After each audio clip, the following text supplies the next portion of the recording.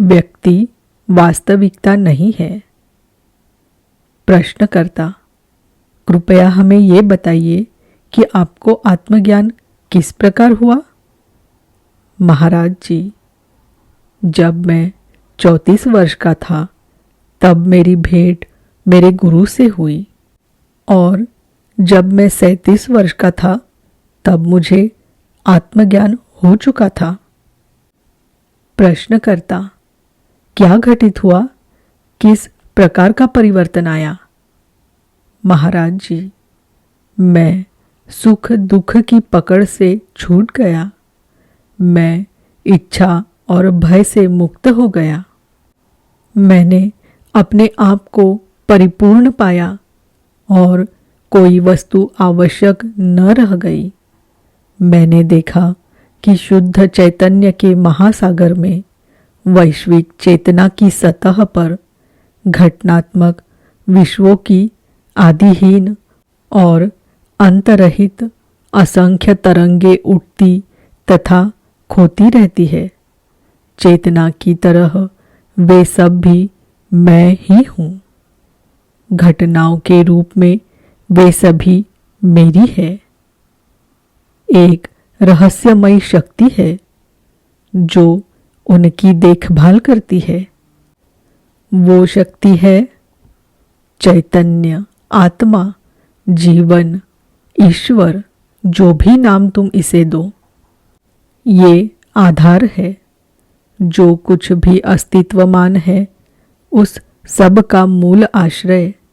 वैसे ही जैसे कि सभी स्वर्णाभूषणों की मूल वस्तु है स्वर्ण। और ये कितनी गहन घनिष्ठता से हमारा अपना है। आभूषण से उसके नाम और रूप को हटा दो और स्वर्ण स्पष्ट हो उठता है। नाम रूप और उनके द्वारा उत्पन्न इच्छाओं और भयों से मुक्त हो जाओ तो क्या शेष रहता है? प्रश्नकर्ता, शून्यता। महाराज जी, हाँ, रिक्तता शेष रहती है, परंतु ये रिक्तता अत्यंत ही परिपूर्ण वस्तु है। जिस प्रकार चेतना शाश्वत प्रत्यक्षता है उसी प्रकार ये शाश्वत संभावना और क्षमता है। प्रश्नकर्ता, क्या क्षमता शब्द से आपका संकेत भविष्य की ओर है? महाराज जी, भूत, वर्तमान और भविष्य वे सभी उसमें हैं और अनंत गुना अधिक और भी बहुत कुछ। प्रश्नकर्ता, पर चूंकि रिक्तता तो रिक्तता है, इसका हमें कोई उपयोग नहीं है। महाराज जी, तुम ऐसा कैसे कह सकते हो?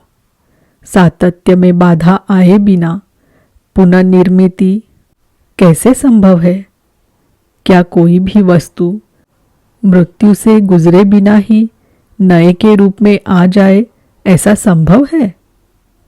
यहाँ तक कि निद्रा की अवस्था का अंधकार भी ताजगी और पुनर्जीवन देता है।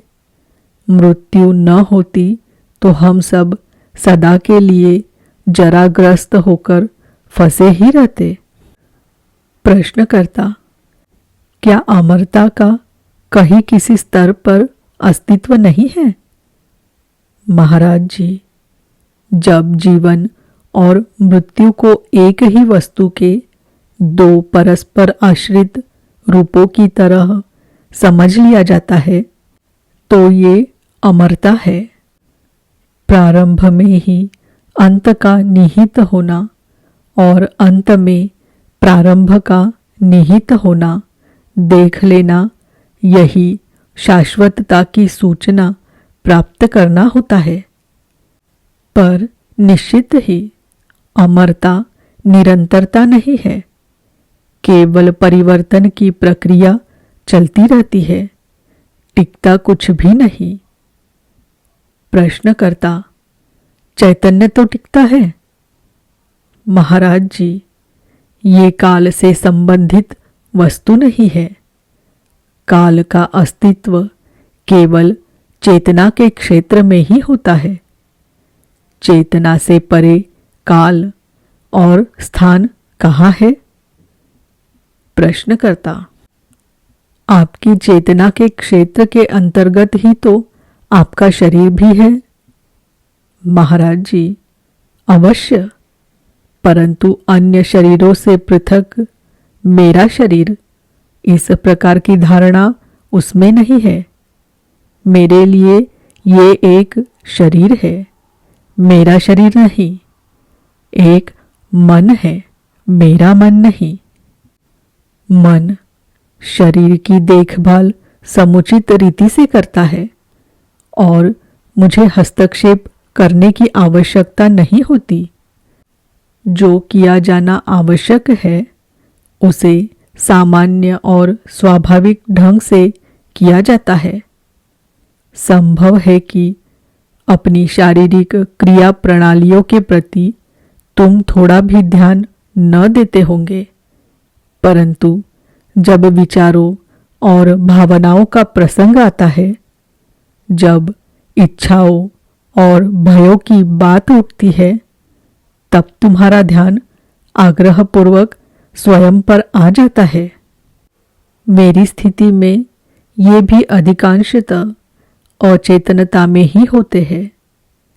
लोगों से बातें करने या अन्य कार्य करने आदि में उन पर अधिक ध्यान दिए बिना भी मैं अपने आप को सही और उचित रीति से कार्यरत पाता हूँ। ऐसा लगता है मानो मैं अपना सांसारिक जागृत जीवन स्वतः स्फूर्त और सम्यक प्रतिक्रियाएं करते हुए स्वचालित रूप से जी रहा हूँ।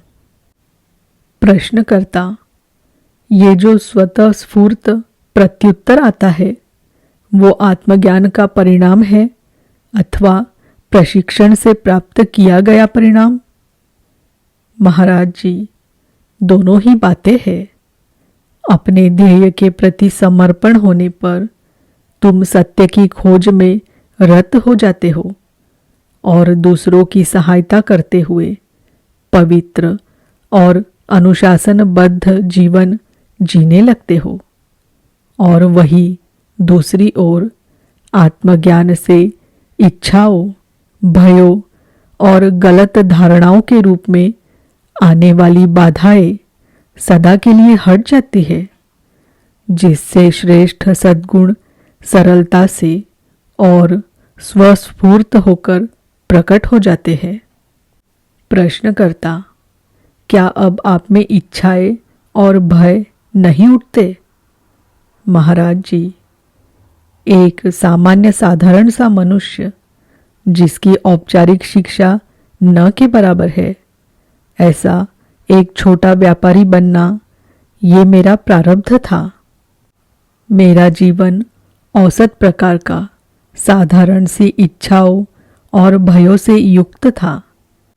जब अपने शिक्षक में श्रद्धा रख उसके शब्दों की आज्ञा का पालन करते हुए मैंने अपने वास्तविक स्वरूप का साक्षात्कार कर लिया, तो मैंने अपने मानव स्वभाव को तब तक के लिए उसकी देखरेख में छोड़ दिया जब तक कि प्रारब्ध का पूर्ण क्षय नहीं हो गया। कभी कभी कोई पुरानी भावनात्मक अथवा मानसिक स्तर की प्रतिक्रिया मन में उठती है, पर तुरंत ही उस पर दृष्टि पड़ती है और उसका निषेध कर दिया जाता है, क्योंकि जब तक कोई भी व्यक्ति के भार को ढोता रहता है तब तक निश्चित ही उसकी आदतों और व्यक्ति चरित्र की विशिष्टताओं का शिकार हो सकता है। प्रश्नकर्ता, क्या आप मृत्यु से भयभीत नहीं होते? महाराज जी, मैं मृत ही हूँ। प्रश्नकर्ता, किस प्रकार? महाराज जी, मैं दोहरे रूप में मृत हूँ। मैं न केवल अपने शरीर के प्रति मृत हूँ, वरन अपने मन के प्रति भी मर चुका हूँ। प्रश्नकर्ता, हो सकता है कि ऐसा ही हो, परंतु आप मृत तो बिल्कुल भी नहीं प्रतीत होते। महाराज जी, ऐसा तो तुम कहते हो। ऐसा प्रतीत होता है कि मेरी स्थिति के बारे में मुझसे अधिक तुम्हें पता है। प्रश्नकर्ता, क्षमा करें, मैं ठीक से समझ नहीं पाता हूँ।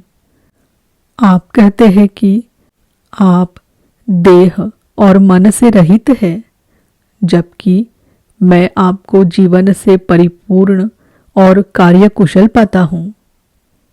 महाराज जी, तुम्हारे मस्तिष्क और देह में एक अत्यंत जटिल कार्य निरंतर चलता रहता है, पर क्या तुम्हें उसका पता भी चलता है?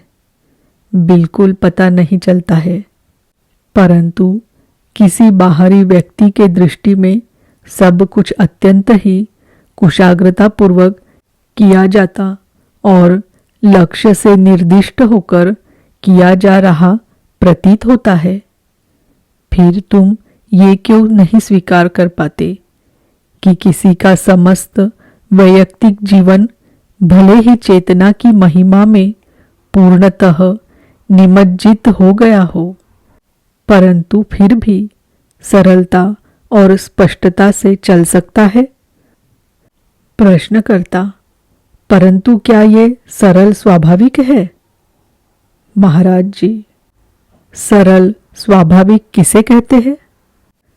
इच्छाओं और भयों से ग्रस्त, संघर्षों और टकराहटों से भरा, निरर्थक और आनंद विहीन तुम्हारा जीवन, क्या इसे ही सरल स्वाभाविक समझा जाए?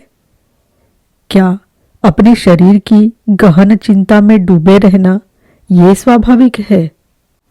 भावनाओं के द्वंद्व से टूट जाना, विचारों वृत्तियों की यातना झेलते रहना, क्या यही है सामान्य होना? एक स्वस्थ शरीर और मन यद्यपि उनके स्वामी के द्वारा संवेदित नहीं भी किए जाते हैं, फिर भी सरलता से जीते हैं। बिरले ही अवसरों पर पीड़ा या दुख से गुजरने पर वे स्वामी का ध्यान और विवेक अपनी ओर आकर्षित करते हैं।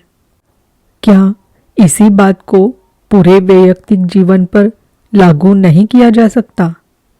ये संभव है कि कोई व्यक्ति हर हो रही बात का सम्यक और संपूर्ण प्रत्युत्तर देता हो, पर यह आवश्यक नहीं कि ऐसा करने के लिए उसे उन बातों को अपने ध्यान के दायरे में लाना ही पड़ता हो। जब स्वनियंत्रण द्वितीय स्वभाव सा हो जाता है, तब चैतन्य अपने ध्यान की दिशा को अस्तित्व और कर्म के अपेक्षाकृत गहन तलों की ओर मोड़ देता है। प्रश्नकर्ता, क्या इस प्रकार से आप एक रोबोट नहीं हो जाते हैं? महाराज जी, जो अभ्यासात्मक और पुनरावृत्ति युक्त है, उसे स्वचालित हो जाने दे तो इसमें क्या हानि है? और वैसे भी तो ये स्वचालित ही होता है, परंतु यदि ये अव्यवस्थित हो जाए तो पीड़ा उत्पन्न करते हैं और तब उन पर ध्यान देना होता है। एक स्वच्छ और अनुशासनबद्ध जीवन का लक्ष्य ये होता है कि मनुष्य अव्यवस्थितता और दुख के बोझ से मुक्त हो सके। प्रश्नकर्ता, ऐसा लगता है कि आप कंप्यूटरों की तरह के प्रणालीबद्ध जीवन के पक्ष में हैं।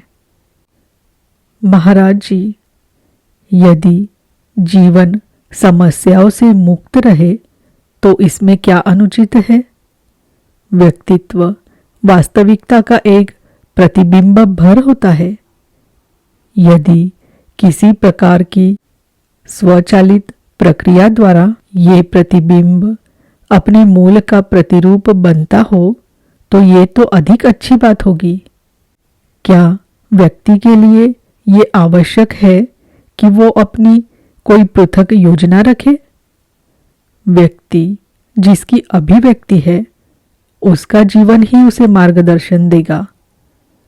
यदि तुम ये समझ लो कि व्यक्ति वास्तविकता न होकर उसकी छाया भर होता है, तब तुम भयग्रस्त और चिंताग्रस्त न रहोगे।